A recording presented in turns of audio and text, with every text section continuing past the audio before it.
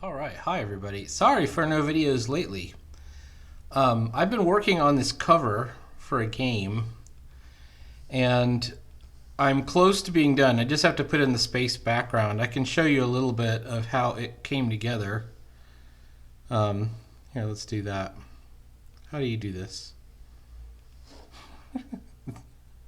I know there's a way. Video, here we go. Time-lapse replay. So while this is playing, I'll just talk to you about it. I got this commission, and it's for a game where you're meant to be moving goods through, like, you have like an 18-wheeler type ship, and so you're moving freight across the galaxy through these gateways that are called space lanes.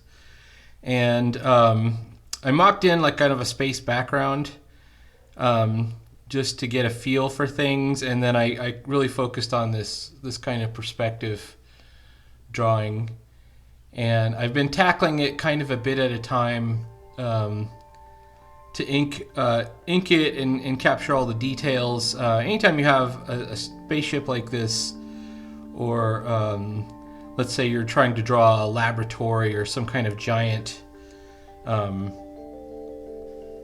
technology center or something like that, you got to put in enough technology details to make it convincing, but hopefully not so many that it just kind of buries it in details and everything. So that's what I've been doing over the last couple of days, is trying to work out, how to make this spaceship look convincing, and it's got panels and things on it.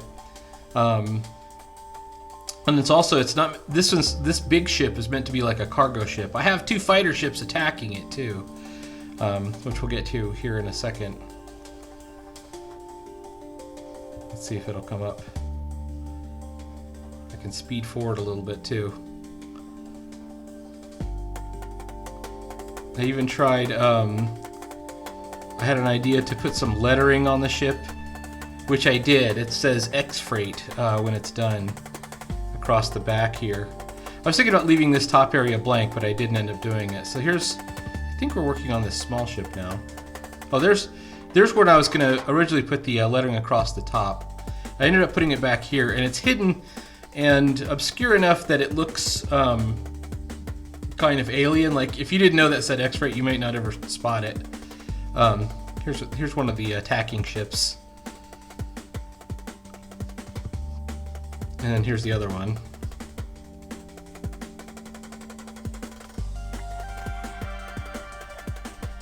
And then I eventually got to the gateway, which that's the furthest distant part of it.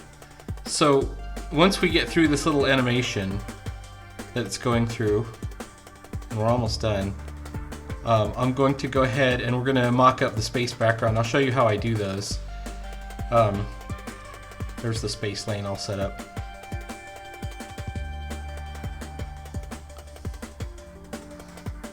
And it's kind of more of the same strategy. We're using thinner line weights here because it's further away.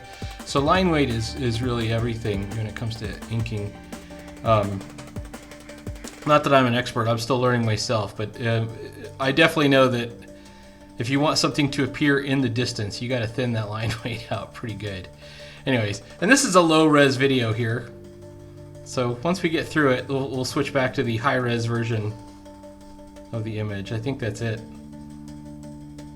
3 minutes and 30. Okay, here's the real version. You can see I'm using my trusty rusty nib style brush, and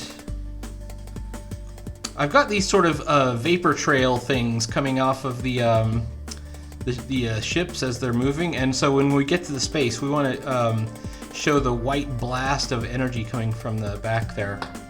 So what I'm going to do now is we're going to make a new layer, and it could be like this layer. I think I added too many like weird little laser shots in here, which I don't think I like anymore, and I can't take them out. So we're gonna make a new version of this space layer. I'll show you how I made it in the first place. Okay, so I've added a new layer, which is layer 5.